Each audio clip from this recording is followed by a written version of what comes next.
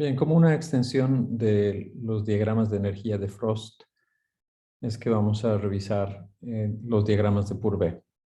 Y lo que estos diagramas esencialmente nos permiten visualizar es la relación entre el potencial redox, el pH y la estabilidad de las especies químicas que pertenecen a un elemento.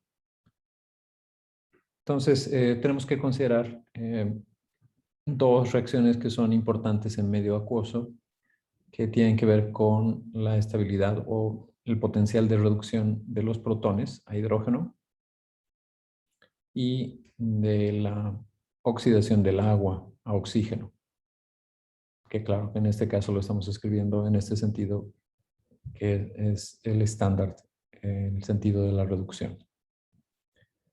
Entonces, la información que relaciona los potenciales de estas reacciones y el pH la podemos visualizar en la ecuación de Nernst. Entonces tenemos que el potencial, por ejemplo, para la reducción de protones a hidrógeno depende de un potencial estándar y tendríamos un término de 0.0591 entre el número de electrones, que son 2, esto tiene unidades de volts, obviamente, y el logaritmo de especies oxidadas entre especies reducidas involucradas en la reacción. Entonces, especies oxidadas se referirían a las que están del lado izquierdo en nuestra reacción de reducción. Y entonces tenemos protones y tenemos que considerar también los coeficientes estequiométricos. En este caso es un 2 que aparece aquí. Y en el caso de las especies reducidas, estaríamos hablando de hidrógeno, que es un gas, y entonces expresamos esto en términos de la presión parcial de hidrógeno. Okay. Ahora, si asumimos que el pH, perdón, la presión parcial de hidrógeno es una atmósfera siempre, entonces esto va a ser 1 y el logaritmo de 1 es 0, entonces no lo vamos a considerar. Aquí podemos visualizar entonces que tenemos la base para expresar esto en términos de pH. Entonces, este 2, que es un coeficiente de la concentración de protones, nosotros la podemos bajar como un coeficiente que multiplicaría el logaritmo, y ese 2, déjenme hacerlo aquí, entonces bajo este 2, que estaría como el exponente, pasa como un coeficiente, y en este momento se cancela con este 2. Entonces tengo directamente el logaritmo de la concentración de protones. Entonces podemos reescribir esta expresión como el potencial de reducción de protones a hidrógeno va a depender del valor estándar menos 0.0591 por el pH. Es decir, el menos logaritmo de la concentración de protones. Entonces hay una relación lineal entre pH y el potencial de reducción para este par redox, protones a hidrógeno. Ahora, el valor estándar, si asumimos que vamos a estar representando esto en términos de nuestra referencia de hidrógeno, pues esto es 0. O sea, el valor convencional, ¿no? O sea, 0.00 volts. Y entonces tendremos una relación directa entre pH y el potencial de reducción, ¿no? Si tenemos que la concentración estándar para cualquier especie es 1 molar, ese sería el caso de la concentración de protones, pues entonces el pH es 0 y recuperamos nuestra condición estándar. El potencial de reducción de los protones a hidrógeno estándar es 0. Entonces esto nos da una dependencia del potencial en función del pH. Si el pH incrementa, es decir, si vamos a pHs más básicos, este potencial va a reducir. Si disminuye, bueno, de 1 podríamos ir a valores negativos, de repente como -1, entonces este valor va a aumentar.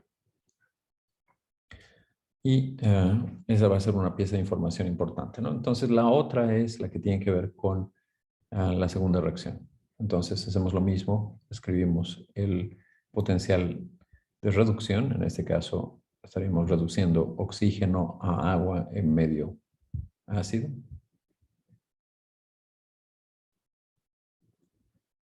Y esto va a ser igual al valor de ese potencial estándar. Este habíamos dicho que es 0. Este potencial es 1.23 volts. Entonces, ese sería el valor estándar.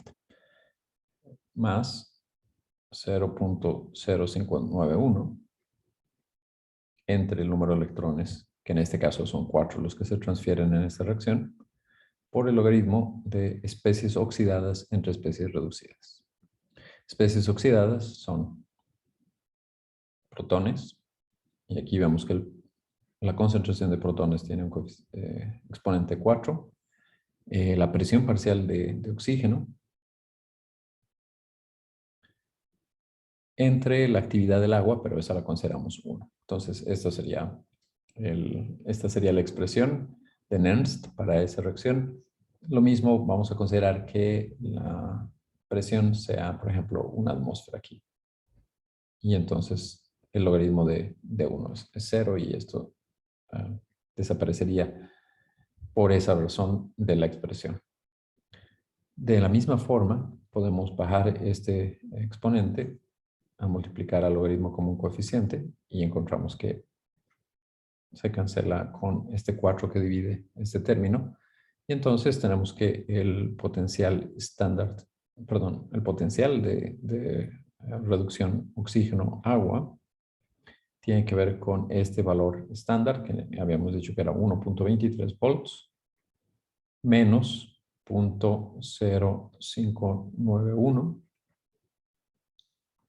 por el pH. Entonces también es una relación lineal. Entonces, nosotros podemos graficar esta relación entre el potencial de reducción de cada una de estas reacciones contra el pH. Entonces, si hacemos esto en una escala que cubre valores de pH de 0 a 14, entonces veríamos cómo al valor de 0, tomando esta, por ejemplo, tendríamos 0 también en el potencial, digamos por acá. Este sería el valor de 0. Estamos haciendo esto versus el potencial de referencia, voy a llamar normal hydrogen electrode o el electrodo normal de hidrógeno. Y a medida que vamos incrementando el pH, esto disminuye con una pendiente que es igual a menos 0.0591 volts. O sea, cada unidad de pH que incrementemos implica una disminución del potencial de ese par redox en aproximadamente 60 milivolts, ¿no? Lo que sería este menos 0.0591. Y así, ¿no?, podemos ir viendo cómo va disminuyendo el valor de 0 a 14. Para el caso del oxígeno, entonces hacemos lo mismo. Empezamos a 1.23 volts y esto va a disminuir gradualmente con la misma pendiente y tendríamos entonces una línea también con pendiente negativa. Bueno, aquí mi dibujo tal vez no enfatiza mucho esa pendiente, paralela a esta. Esto es interesante, ¿por qué? Porque quiere decir que, por ejemplo, la diferencia de potenciales de reducción entre estas dos siempre es la misma, ¿no? Como tienen la misma pendiente, la diferencia de potenciales siempre va a ser 1.23. Es evidente ver eso en el valor estándar, pero va a ser cierto a cualquier valor de pH. Entonces, estas dos reacciones redox se desplazan en la misma magnitud a cualquier cambio de pH que tengamos. Ahora, ¿cuál es la importancia de reconocer que el potencial está cambiando? Pues que si estamos a un pH distinto del valor que correspondería al estándar, que vamos a tener potenciales de reducción más negativos en ambos casos. Y entonces eso va a determinar si una reacción puede ocurrir o no frente a estas reacciones. Ok, entonces esencialmente esa es la primera información que vamos a tomar para construir o entender qué nos dice un diagrama de Purvé. Entonces, bueno, ya tomando en cuenta lo que acabamos de deducir, un diagrama de Purvé va a tener generalmente dos líneas que vamos a ver de esta manera, punteadas, que corresponden a la reducción de hidrógeno y a la reducción de oxígeno. Como habíamos dicho, tienen la misma pendiente y están separadas a una distancia de 1.23 volts. En este diagrama, el pH se extiende todavía un poco más hacia valores de menos 2 por un lado a 16 por el otro. Y bueno, no hay nada extraño con pHs por debajo de 0 ni por encima de 14, porque es simplemente una extensión de los valores que estarían entre la escala clásica, digamos, o la que normalmente manejamos de 0 a 14.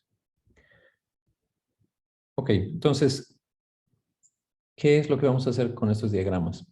Sobre estos diagramas vamos a expresar la estabilidad electroquímica de una sustancia y sus especies relacionadas a esa sustancia, ¿no? Por ejemplo, habíamos visto ya en los diagramas de Frost, por ejemplo, en el caso del vanadio, las especies relacionadas eran vanadio más 2, vanadio más 3, el óxido de vanadilo y así sucesivamente. Entonces, en este caso, vamos a hacer lo mismo en función ahora tanto del el potencial como del pH. Entonces, como primer ejemplo, eh, veamos este diagrama de Purvé para el oro. En este caso, entonces lo que estamos viendo es lo siguiente. Tenemos una línea sólida que corresponde a una región de estabilidad entre estas dos especies, oro e hidróxido de oro. Ambos son sólidos. Entonces, ¿qué es lo que esta línea me está diciendo? Que si yo estuviera a un pH de 0, digamos en una situación estándar, el potencial requerido para oxidar al oro sería aproximadamente de 1.4 volts. Entonces yo tengo que llevar el oro a 1.4 volts y en ese momento el oro se va a oxidar y la especie a la que se va a oxidar es el hidróxido de oro con valencia 3.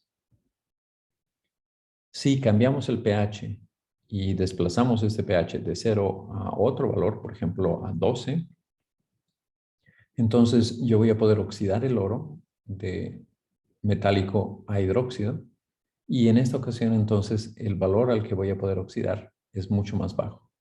Es aproximadamente 0.7 volts. Claro, esto es con respecto a nuestra referencia de hidrógeno. Pero quiere decir que entre 1.4 a 0.7 más o menos, la oxidación del oro va a ser 700 milivolts más baja aquí. Es decir, es más fácil oxidar el oro en una cantidad de 700 milivolts, hablando de los potenciales de oxidación, de reducción, perdón, que a un pH 0. Entonces, esa es la información que me está dando esta línea sólida, ¿no? Entonces, es el proceso donde el oro se oxida a hidróxido de oro a diferentes pHs. Fíjense que la la pendiente de esta línea es paralela a cualquiera de estas dos. Entonces tiene una misma dependencia con respecto al pH. Adicionalmente, lo que podemos encontrar es que si nosotros estuviéramos a un pH de aproximadamente 14, que correspondería a este punto por acá, entonces hay una región de equilibrio en la que coexisten estas dos especies químicas, ¿no? Que es el hidróxido y este aurato. Entonces hay una línea, en este caso vertical, y esta línea vertical correspondería a ese pH. Entonces, esta está representando la siguiente reacción. Si yo tengo hidróxido de oro más 3 y estamos en un medio suficientemente básico, entonces aquí va a haber una transformación en la especie química del oro, que va a formar este aurato, hidrógeno, oro, oxígeno 3, con una valencia de -2. Y probablemente vamos a formar adicionalmente agua. Ok, entonces si hacemos el balanceo de esta reacción y sobre todo viendo la carga que tiene el aurato, eso implica que necesitamos 2 OHs. Entonces tenemos 5 protones y tenemos 5 oxígenos de este lado.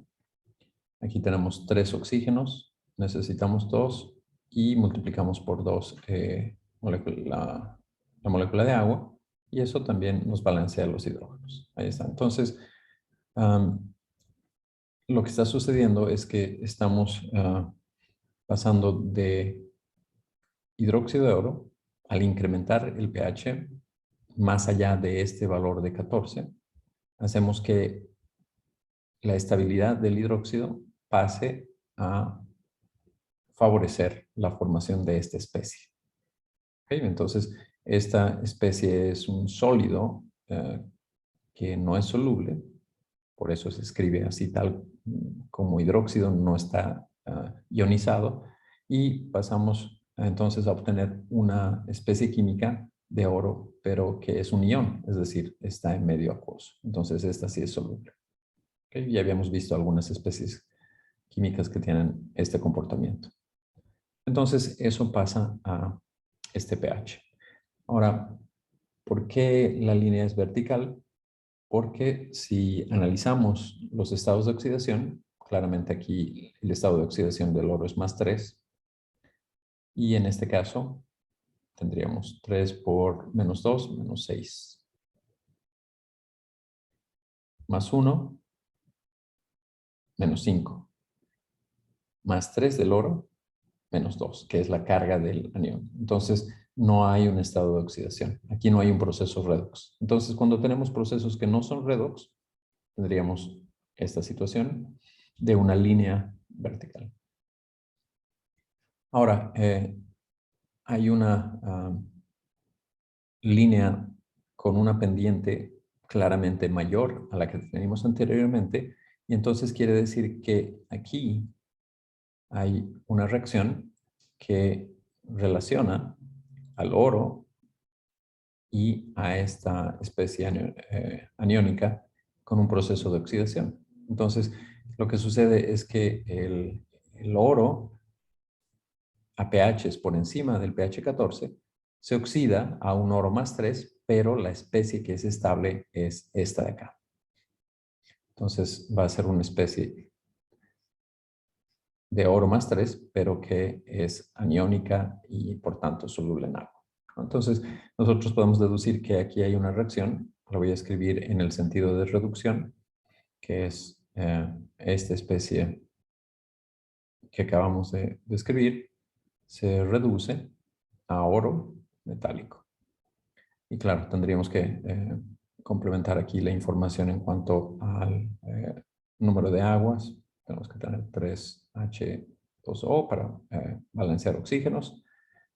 Tendríamos 6 protones. Entonces aquí requerimos de 5 protones. Y finalmente, que ya están balanceados los elementos, balancear cargas. Claramente son 3 electrones los que necesitamos para balancear la carga a 0, para que sea equivalente a la carga 0 del lado izquierdo. Entonces, esta es la reacción electroquímica que está ocurriendo acá. Y hay una pequeña región, casi no se observa, pero es esta acá, una segunda línea vertical, donde nos dicen que la especie estable es el aurato. O sea, ya no el biaurato. Bi es un prefijo que se utiliza para notar que tenemos un protón ahí, sino este es simplemente el aurato. Entonces, lo que sucede es que ahí tenemos una reacción adicional donde el biaurato reacciona con 1H para darnos el anión aurato, que tiene valencia 3 menos, y una molécula de agua. Y hay un ligero cambio ahí también dependiente, ¿no? Muy bien, entonces, esa es la manera en que podemos ir viendo la presencia de diferentes especies, en este caso oro metálico, oro cero, y especies oxidadas de oro más 3, hidróxido, biaurato y aurato. Ok, muy bien. ¿Qué otra información nos está dando este diagrama? Pues como habíamos dicho antes,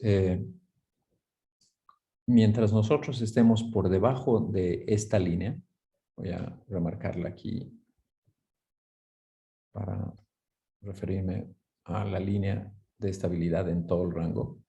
O sea, sería esta línea hasta este punto, luego esta de acá y un pedacito de esa línea. Si nosotros estamos por debajo de esta línea, hablamos de que estamos en una región de estabilidad o inmunidad desde el punto de vista electroquímico. Entonces, ¿qué quiere decir esto? Que el oro va a ser inmune a oxidación siempre y cuando su potencial esté por debajo de estos valores. ¿Sí?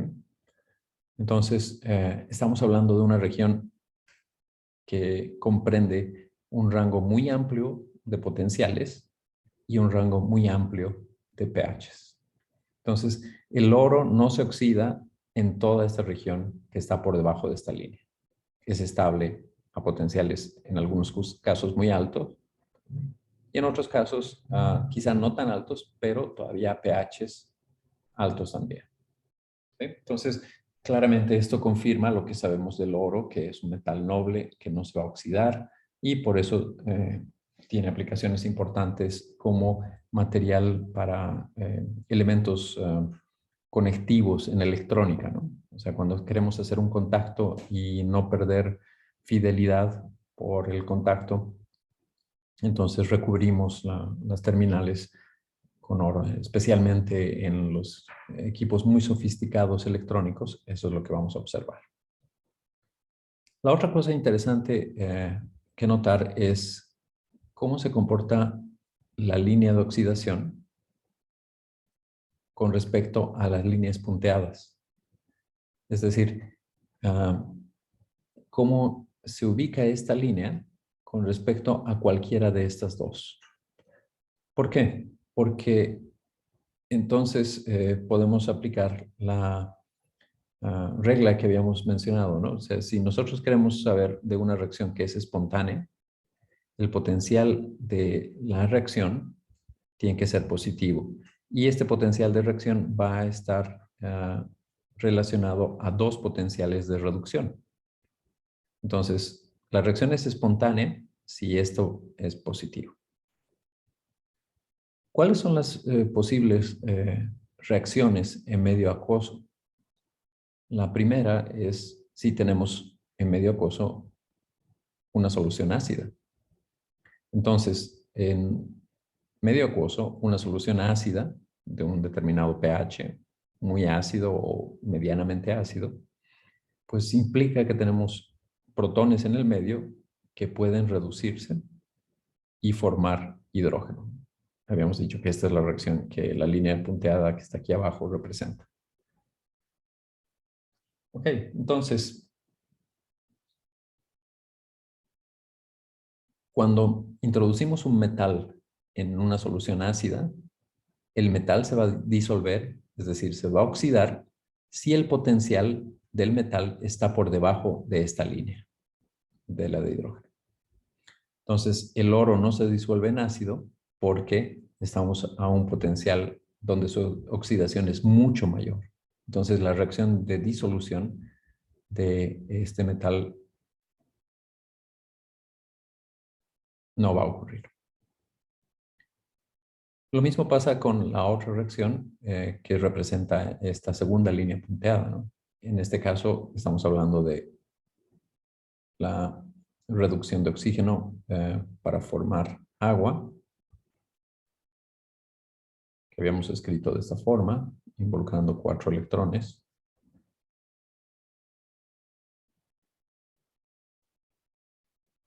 Entonces, ¿qué sucede? Si la línea de oxidación del metal está por debajo de esta línea, entonces el oxígeno va a ser un oxidante que va a oxidar el metal y se va a reducir a agua. Entonces, aquellos metales que se oxidan en presencia de oxígeno y humedad tienen que tener un potencial de oxidación por debajo de estas líneas punteadas. Nuevamente, ese no es el caso del oro, ¿no? La línea de potencial que nos dice a qué potenciales se oxida el oro a hidróxido de oro está por encima de esta línea. Entonces, el oro también es inmune a esta reacción de oxidación por el oro en presencia de humedad, o sea, tienen que haber protones en el medio para que el oxígeno actúe como un oxidante y se reduzca a agua.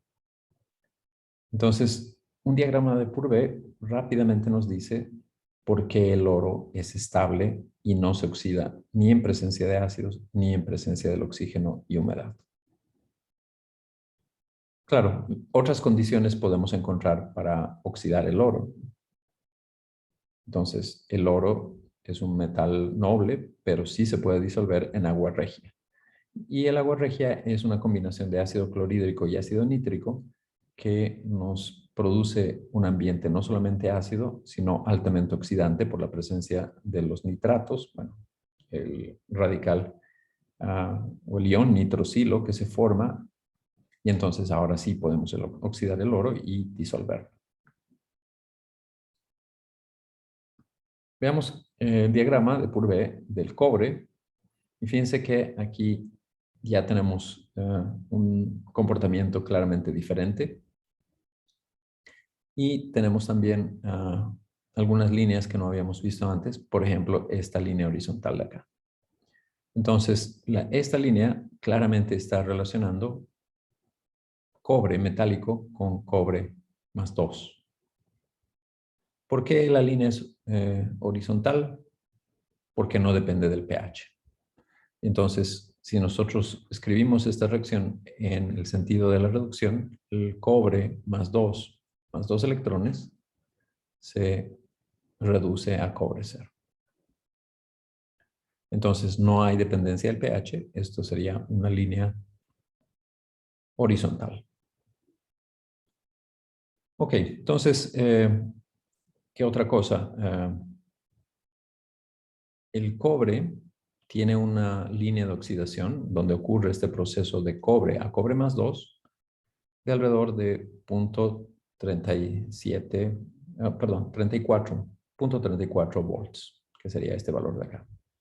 Fíjense que 0.34 está por encima del valor de 0 de la reducción de protones e hidrógeno. El hecho de que esta línea esté por encima de esta acá quiere decir que este metal no se disuelve o no se oxida en ácido, en un medio ácido. Sin embargo, sí se oxidará en presencia de oxígeno, ¿no? Para formar, o bueno, para oxidarse a cobre más 2. ¿Y a qué especie química del cobre se va a oxidar? Va a depender particularmente de el pH. Entonces, en este caso podemos ver que hay una región donde el cobre más 2 es la especie predominante, pero el cobre es un metal de transición y habíamos visto que los hidróxidos de un metal de transición son insolubles. Entonces, a un pH de 5, que todavía es ácido, lo que vamos a observar es que el cobre precipita como hidróxido de cobre más 2, que es esta especie de aquí. Entonces, la siguiente especie es estable a partir de un pH de 5 hasta un pH de 15 aproximadamente, es el hidróxido de cobre. A partir de un pH mayor a 15, cuando la concentración de hidróxido se incrementa, entonces el hidróxido de cobre se disuelve y forma cuprato. Entonces podemos disolver el hidróxido siempre y cuando tengamos un pH mayor a 15. Claro, estamos hablando de diagramas que son termodinámicos, ¿no? Entonces, las restricciones cinéticas son otra historia que ustedes van a discutir también.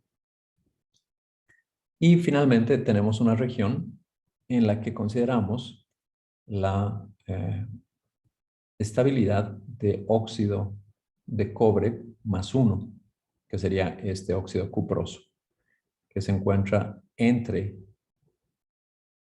la estabilidad del cobre y la del hidróxido de cobre.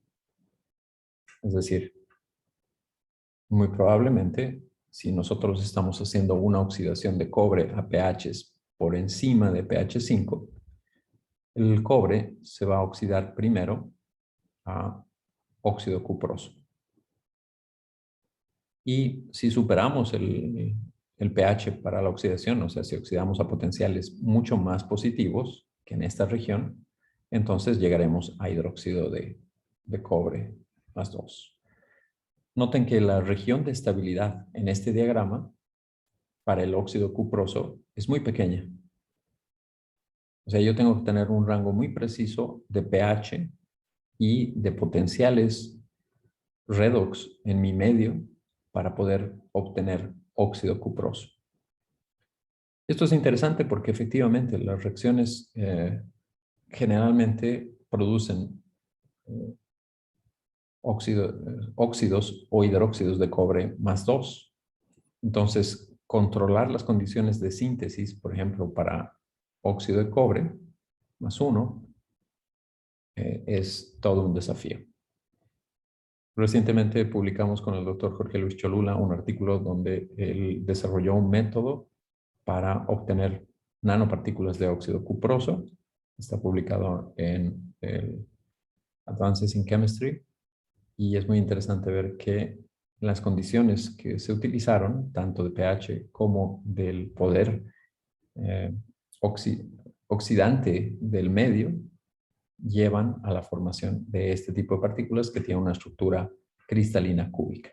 Entonces, saber de la interpretación de un diagrama de Purvé nos permite entender bajo qué condiciones yo puedo obtener un cierto material o qué condiciones tengo que evitar para que una sustancia como el cobre se oxide, por ejemplo.